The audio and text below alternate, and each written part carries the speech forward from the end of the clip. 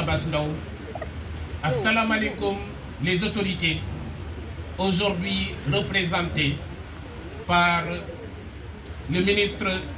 Ousseynou Ly, ministre conseiller au niveau de la présidence, le directeur général de la santé, le professeur Ousmane Cissé, mais aussi le docteur Mané Diop avec la DAS, Djibi Faye, qui représente la tutelle administrative, mais aussi assalamu alaikum à tous les natifs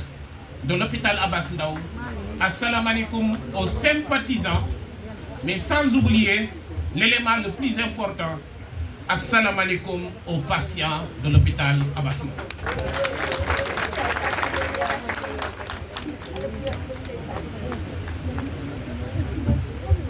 Bala may tàmbali sama discours mais leen ma remercier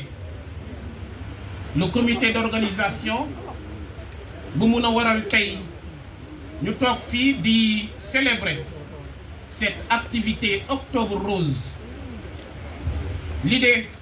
émanait d'un groupuscule de personnes, mais en réalité l'Octobre Rose de l'hôpital Abass Ndao a été organisé, porté, célébré par les vaillantes femmes de l'hôpital Abass Ndao. Jërëjëf et gàcce ngalaama les femmes de l'hôpital Abass Ndao. À la tête de ces femmes de l'hôpital Abass Ndao s'illustre ñaari ajaratu, le professeur Alimatou Ndiaye, chef de service du laboratoire d'immunologie, moo nekk nii, ak le professeur Anna Sarr, qui est la présidente du comité de la commission médicale d'établissement. Remerciements au docteur Ali Pio, président du comité d'organisation. Remerciements à tout le personnel de l'hôpital Abass Ndao, mais aussi remerciements boo xam ne dinaa ci dellu si moom mooy la marraine. ci bés bi qui est une journée de sensibilisation ci ñaari jàngoro yoo xam ne sonnal nañu, mooy 2 cancers ci biiru yenn cancer yi, mooy cancer du sein ak cancer du col de l'utérus, boo xam ne comme le directeur général de la santé wax na ko, baax na ci régulièrement ñu taxaw seetlu mais surtout fàttaliku pour que certainement la prévention mooy fagaru mu nekk au-dessus des soins qui sont très lourds. Et par rapport à ça, bàyyi leen ma remercier, ma gërëm, mais surtout ma wone sama cofeel ak sama satisfaction ci koo xam ne dañoo daje ci yoon bi ñu wax ko mbir mi mu porter le combat, moom mooy Tako Dërëm bu la TFM, qui a porté le combat de la sensibilisation contre le cancer du sein au niveau de l'hôpital Abass Ndao. Cette occasion daf ñu permettre ñu fàttaliku, mais aussi daf ñu permettre surtout hôpital Abass Ndao mu wone au regard de tout le monde entier, particulièrement la population de Dakar, que l'hôpital Abass Ndao est prêt à donner des soins de qualité, à donner des soins humanisés, à donner de la disponibilité pour que la santé de la mère, de l'enfant puisse être une réalité dans un puzzle qui est très complexe. Avec la réhabilitation de cette maternité, boo xam ne jot ngeen ko gis, depuis la salle d'accouchement, au niveau du bloc opératoire, en allant de la clinique Leroy, dans un environnement humanisé, le soutien de la mairie de Dakar, qui est notre tutelle administrative, avec la finalisation prochaine au mois de novembre de la néonatologie,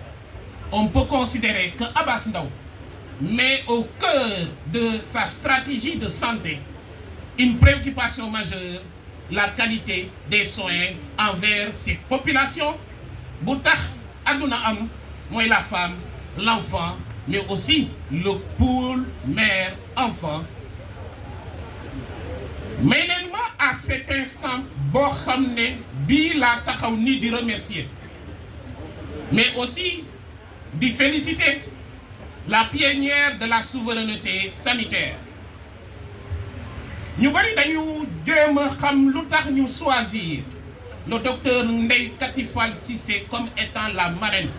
de ce 1er octobre rose de l'hôpital Abass Ndao. Comme gars yi ni ñu koy waxee ndeysaan jigéen ju mën góor.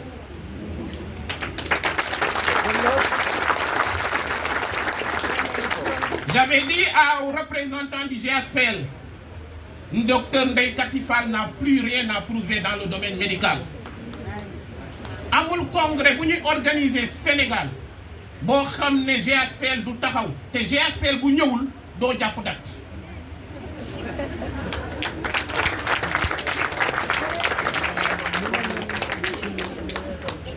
Dès qu'elle a installé le laboratoire GHPL, elle avait un credo.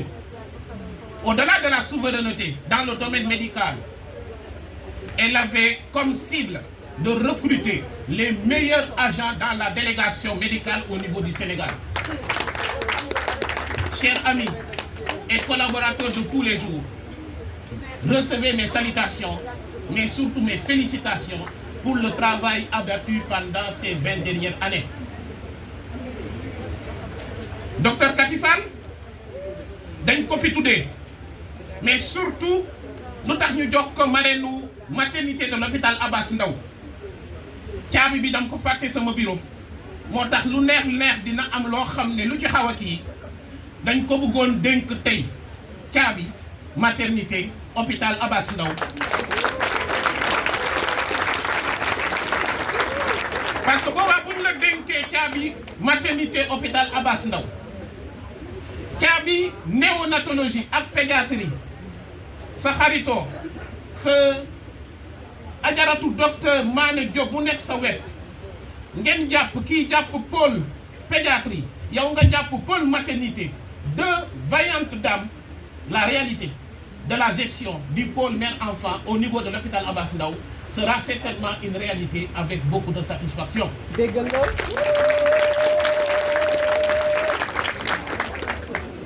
Caabi maternité bi yaa ko yor faites-en ce que vous voulez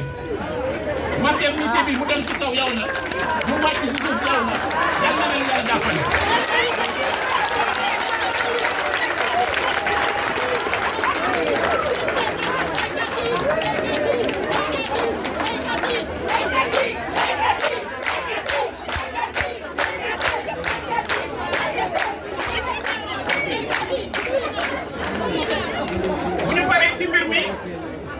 Octobre rose bi neex na ba pare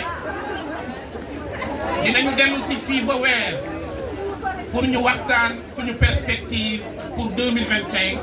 parce que 2026 beneen hôpital Abass Ndao ngeen di gis. Mes salutations au docteur Cheikh Anta Badji, un ancien de cette maternité.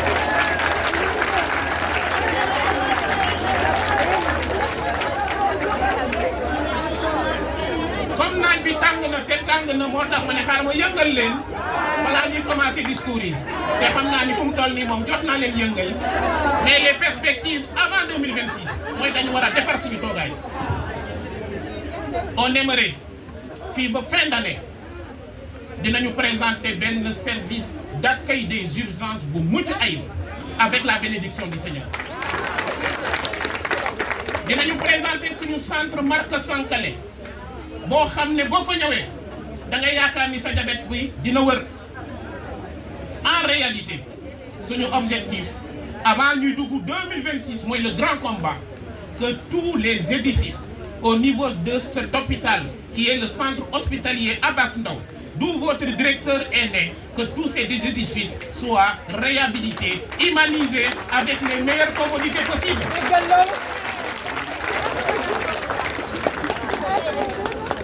Sans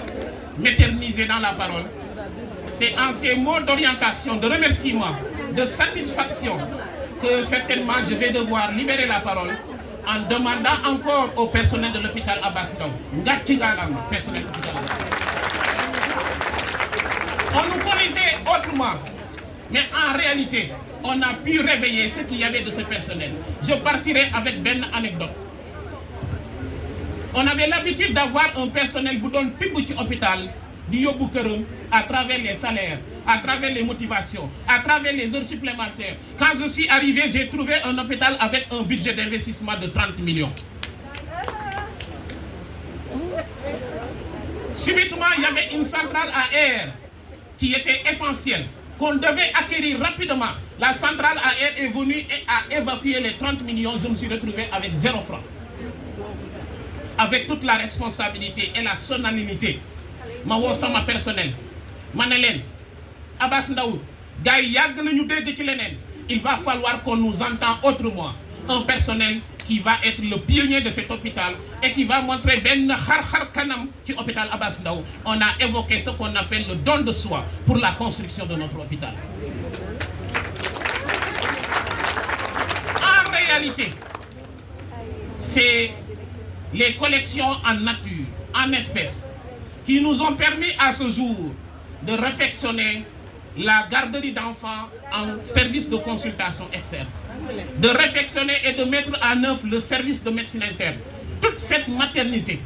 avec l'appui de GSPL, la maternité est le fruit d'un don de soi, de patriotes du Sénégal qui ont réfectionné de cette maternité. En réalité, à ce jour,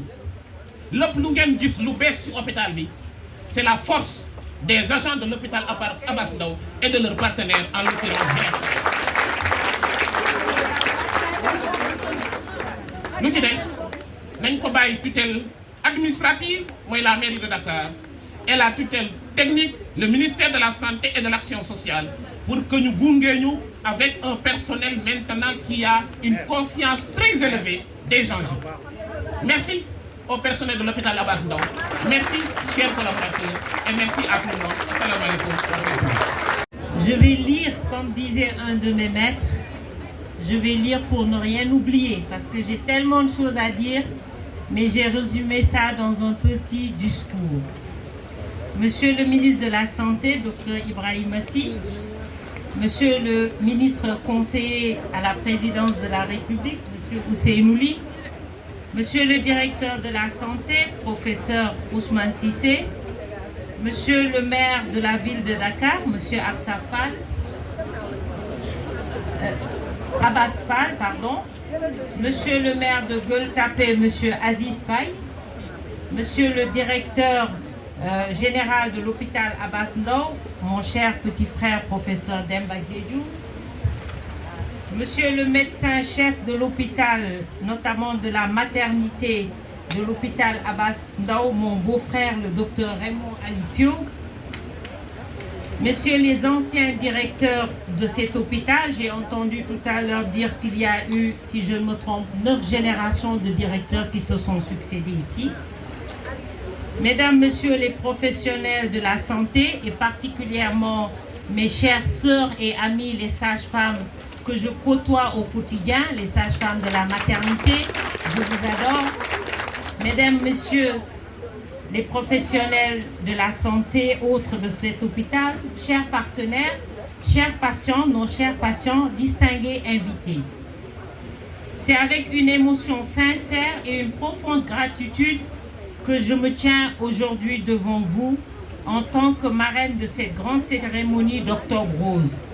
ici à l'hôpital Abass Ndao, un établissement qui incarne l'excellence médicale et l'engagement humain. Permettez-moi tout d'abord d'exprimer ma reconnaissance au professeur Demba Diédhiou, le directeur de l'hôpital,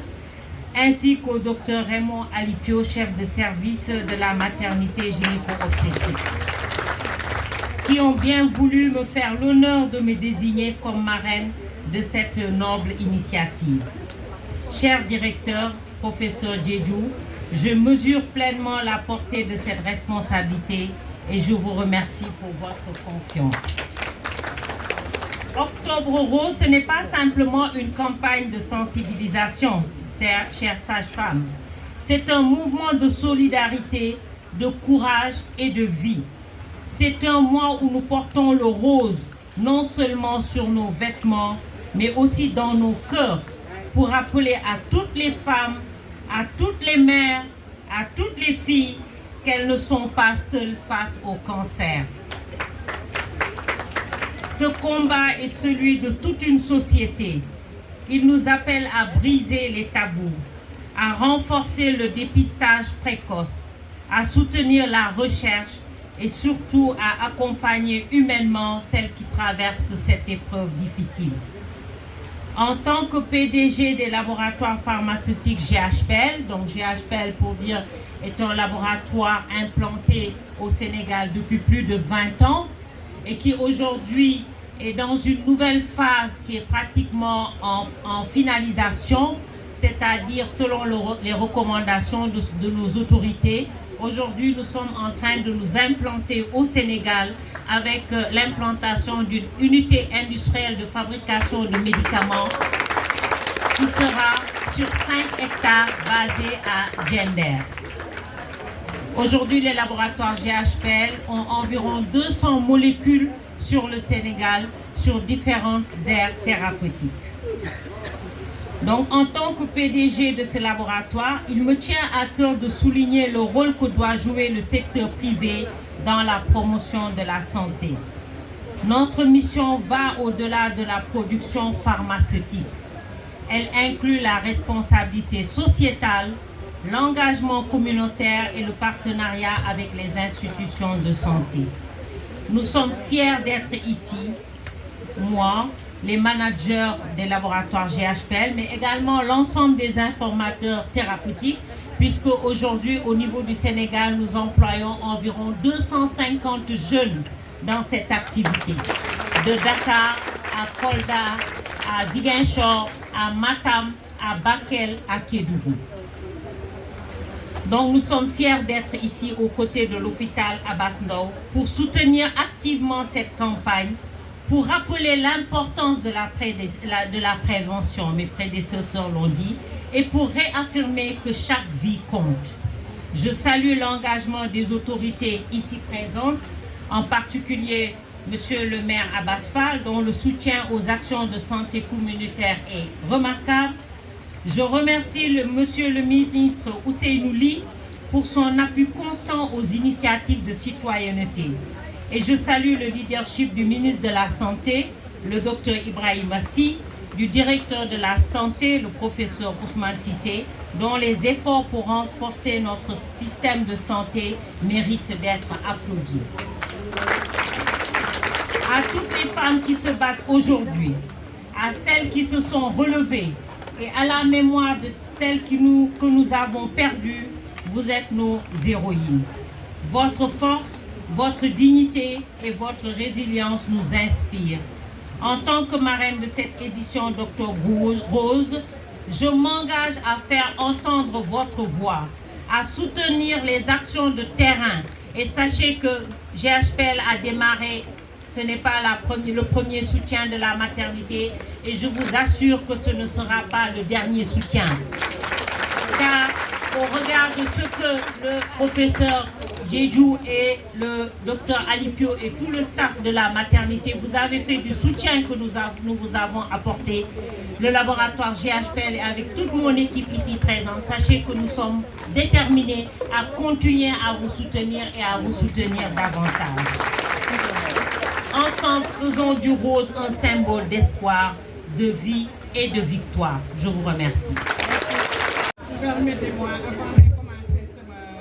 wax ma nuyu kilifa yi fi teew parce que xam naa ni sama wax moom du yomb ndax orateur yi ma jiitu ñoo tax ku mel ni directeur de l'hôpital ak le professeur Seydou Nourou su ma bëggee wax ci seen ginnaaw je pense que ce sera très difficile mais quand même balaa may commencer ma nuyu monsieur le représentant du ministre de la Santé, le professeur Cissé. Je sais que son ancienne malade, mais après on en reparlera. Également, je nuyu monsieur le ministre Ousseynou Ly, di nuyu ancien directeur yi fi teew yépp di wax ni maa ngi jottali également nuyoo monsieur le maire Abass Fall empêché di féliciter jigéen ñi fi teew les sages-femmes, les infirmiers de l'hôpital, les médecins, tout le personnel. Abass Ndao ku nekk xam na ni ci tutelle ville de Dakar la nekk te le maire de la ville de Dakar mooy PCA wu conseil d'administration kon il est toujours à vos côtés te li directeur bi wax ni dafa dénk Kati fàtte naa ko sax ci sama wax maa ngi nuyu également la marraine docteur Kati Cissé di nuyu son mari qui est mon ancien avocat maître Cissé donc di wax ni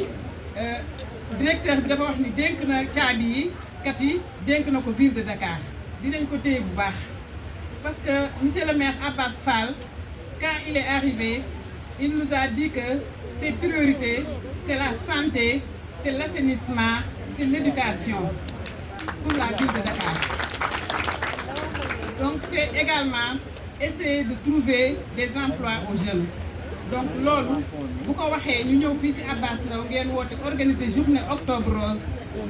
rose ñu ciy wax affaire cancer du col de l'utérus et cancer du sein nga xam ni c'est deux cancers yu nga xam ni ñoo gën a jommal femmes yi jommal jigéen ñi parce que jigéen rek lay dal ngeen organiser journée de sensibilisation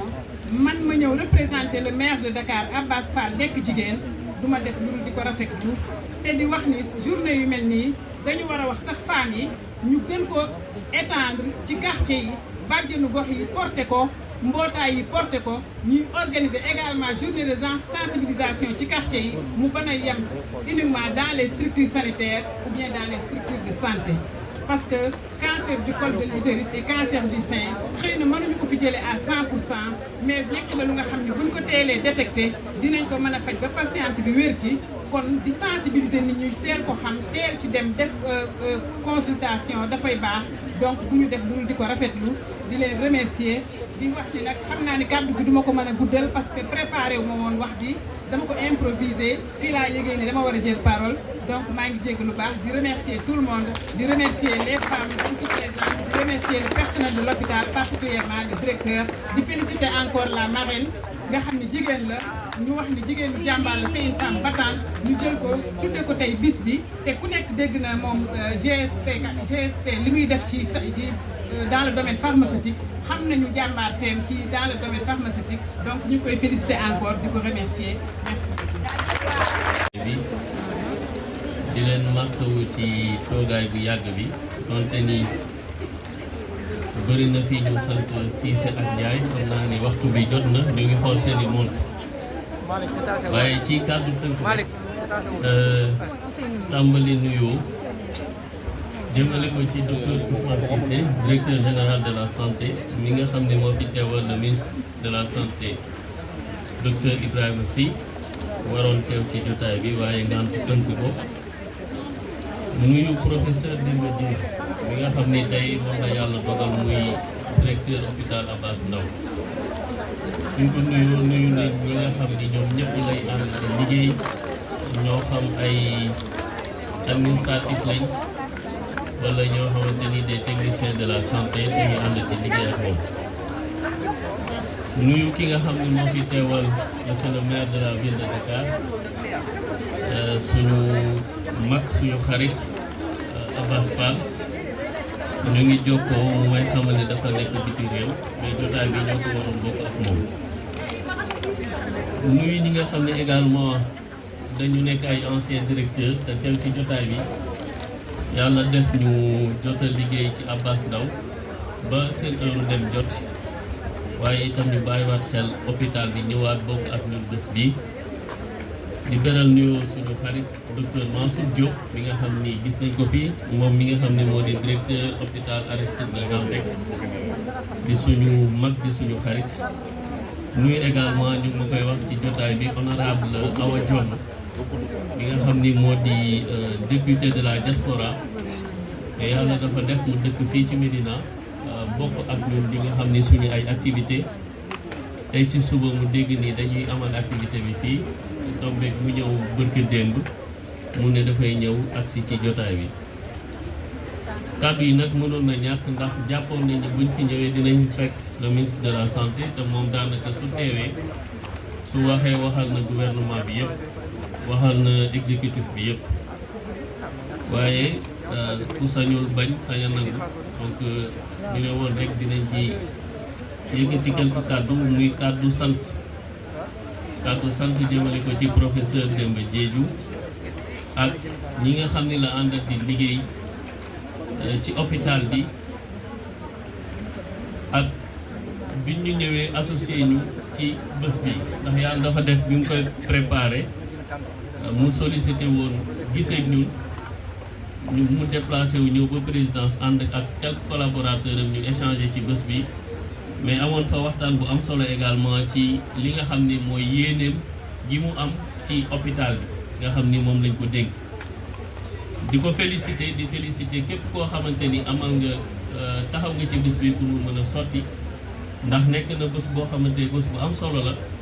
ndax daanaka hôpital souvent dañuy wax ni ay bërëbu problème la mais hôpital bërëbu solution la parce que ku am lu la métti ci sa yaram hôpital nga jëm wala nga am lu la métti ci sa xel hôpital nga jëm kon nag suñu amalee jotaay yu mel nii day participer ci li nga xam ne mooy humanisation bi nga xam ne mën na am ci hôpital bi benn moment ci journée bi nit ñi dajaloo mën a waxtaan li nga xam ne mooy jëm ci seen liggéey ak fi nga xam ne foofu la ñuy liggéey li tax ñu teew fi nag mooy dañu nekk autorité mais en même temps dëkk ci zone bi nga xam ne bokk na ci zone yi gën a jege Abass Ndao muy Médina looloo taxoon professeur invité ñu te ni ma koy waxee rek lii nii dañu amoon yéene def ko comme ñu ngi ci octobre rose te ñuy autorité am ñu ñuy bokk di liggéey ci wàllu politique ñu bëggoon ñun itam participer ci octobre rose organiser li nga xam ne moo di dépistage mais bi ñu gisee ni hôpital Abass Ndao dafa amal dépistage ci lañ ne ñun nañu bàyyi suñu bos mais ñu appuyer ñe ñoom seen bos donc ci lañ jël 2 jours yoo xamante ni def nañ am na benn caravane bu ñu def de sensibilisation à la Médina pour wax jigéen ñi que nañ ñëw hôpital Abass Ndao pour ñu mën ñi nga xam ne yitte woon nañ ko ñu defal leen dépistage moo tax ñu bokk ak yéen bés bi ndax octobre rose ñëpp xam nañ solo gi mu am ci wàllu wér-gu-yaram ndax nekk na ci li nga xam ni loolu la ñuy sensibiliser cancer du sein et du col de l'utérus mais également def dépistage bi ni ko docteur Ousmane Cissé waxee président de la République moom gis-gis bi mu am ci wàllu faj mooy waruñu xaar ba nga feebar nga dem faj mais dañu war a def li nga xam ne moo di prévention ndax soo demee dëkku asiatique yi ñoom seen logique ci wàllu santé loolu la ils disent que quand les ressources sont vraiment rares li ëpp solo mooy liggéey ci prévention ba nit ki du jot ci feebar ba war a mën a dem faju kon je pense que dëkk yu mel ni suñu dëkk yi rawatina dëkku Afrique yi prévention nekk na loo xamante ni lu am solo la moo tax moom mu gis ni li ëpp solo ci santé warul nekk faj bi mais laata faj bi pour feebar ba ñaam donc moo tax ñu fas yéene ànd ak yéen ci initiative bu ngeen am loo xamante ni day jëm ci wàllu sensibilisation Abass Ndao nag comme ni ma ko waxee sànq mi ñu nekkee ci kaw fii ku juddoowul Abass Ndao xam nga ku juddoo Abass Ndao wala am nga mbokk wala mbokku deret wala dëkkandoo wala xarit boo xamante ni juddoo na Abass Ndao kon ñun ñi nga xam ne dañu dëkk zone bi Abass Ndao mënuñu ko génne ci suñu dund loolu nag moo tax Abass Ndao nekk patrimoine ci ñun bu sa bopp dee métti sax fi ngay njëkk a xalaat doonte ni hôpital principal yi ngi fi hôpital Fann ngi fi mais Abass Ndao ngay njëkk a xalaat donc dafa nekk structure de santé de proximité pour les populations environnantes mooy Médina Gueule Tapée Fass Colobane même à Fann donc ak ñeneen ñi nga xam ne dañuy jugee ndax ku fi ñëw bëccëg boo gisee li fiy dugg ci nit di nga xam ni hôpital bi am na place bu rëy boo xamante ni moom koy occupé ci dispositif sanitaire bi moo tax nag ñu yeesalaat suñu yéene fas yéene jàppale directeur ak équipe am ci bépp initiative boo xamante ni hôpital bi am na ko te mu yittewoo ko ngir jëm ci kanam ñu fas yéene taxaw ci wetam en tant que autorité mais aussi en tant que riverain lépp lu ñu war a mën a jàppale hôpital bi ci suñu taxawaay dinañ ko def incha allah ndax loolu moo ñu war ni ma ko waxee ci kaw donte ni li ñu yor ci mission ci wàllu état méngoowul ak prérogative ci wàllu santé waaye boo nekkee autorité lépp lu ñu la sollicité ci loo xamante ni day jëm ci sa askan wala jëm ci askanu Sénégal sa wareef mooy fexe ba loolu antu moo tax ñuy am engagement boobu jëmale ko ci hôpital Abass Ndao jëmale ko ci directeur bi mais également ci bépp autorité boo xamante ni yaa ngi fexe santé nekk lu ñoŋ ci biir Sénégal xam nañ ni nag loolu duñ ci wét ndax ni ko madame le maire waxee léegi moom mi fi teewal le grand maire Abass Fall li mu wax ni monsieur le maire de la ville de Dakar ndax mooy PCA wu hôpital bi santé dafa nekk lu ko ñor ma koy dëggal ndax bu yàggul dara fii ci CM Mansour Sy Mali biñ koy am projet réhabilitation ànd ci ak moom la ville de Dakar ak le ministère de l'éducation bi mu ñëwee wax na ni santé ak éducation nekk na lu ko ñor kon nag moom mi nga xam ni moo di PCA wu hôpital bi su ko waxee te gëm nañ ni dina jàppale hôpital bi te ñun itam ci wetam incha allah lu ñu ci mën dinañ ci mën a taxaw di leen xamal ni incha allah hôpital bi du wéet benn yoon ndax li ñu jàpp mooy ci fi jamono toll mënoo wax santé lu dul ni danga ci moomal sa bopp wala mënal ci sa bopp moo tax ñuy encouragé ki nga xam ne moo di marraine bi ñu koy nuyu bu baax a baax docteur Ndeye Kati Fall Cissé ci taxawaay bi nga xam ni am na ko ngir amal laboratoire boo xamante ni day yombal ay garab ngir mu mën a disponible ci réew mi jàppale service de santé jàppale structure de santé loolu ñu koy xamal ni loolu la autorité yi woote moom le président de la république woote ndax bu ñuy wax souveraineté un Sénégal souverain juste et prospère mooy domaine bu nekk Sénégal war na ci moom boppam te buñ dee wax ci wàllu wér-gu-yaram souveraineté pharmaceutique dafay ñëw ndax nekk na li nga xam ni àdduna bi ku nekk yaa ngi koy xëccoo ngir moomal ko sa bopp ndax bu weesoo faj bi nekk na benn secteur bu stratégique ndax suñu demee bay wax aujourd'hui ay guerre biologique wane na ni réew mu nekk war nga moomal sa bopp lu jëm ci wàllu santé mais également secteur pharmaceutique donc ñu koy encourager bu baax a baax di la xamal ni initiative yi nga am ngir taxawal laboratoire wala renforcer sa laboratoire ba mu mën a répondre aux attentes du secteur médical loolu autorité yi dinañ ci taxaw sa wet incha allah ndax maa ngi wax sous le contrôle du directeur général de la santé mais également xam gi ñu xam président ak premier ministre yéen gi ñu am gi ñu bëgg a def ci domaine boobu ndax jàpp nañ ni doomu réew mooy tabax réew lii daal mbokk yi moo nekkoon kàddu yi nga xam ni bëggoon nañ ko yëkkati dellu di remercier le professeur Demba Diédhiou ak tout l'hôpital Abass Ndao ci bés bi nga xam ne amal nañ ko wasalaamaaleykum wa rahmatullah